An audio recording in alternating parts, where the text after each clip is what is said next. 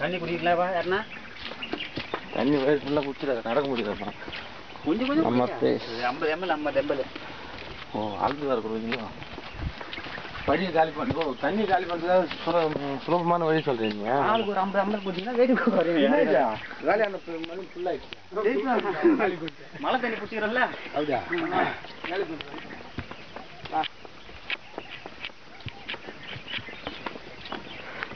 இந்த மாதிரி இருந்தால் அழகாக நந்தலாம்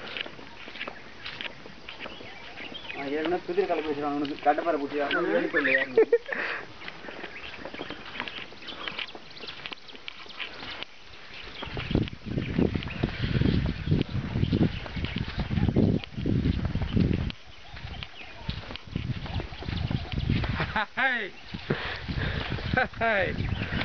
Namah Shivaya. Namah Shivaya. Namah Shivaya.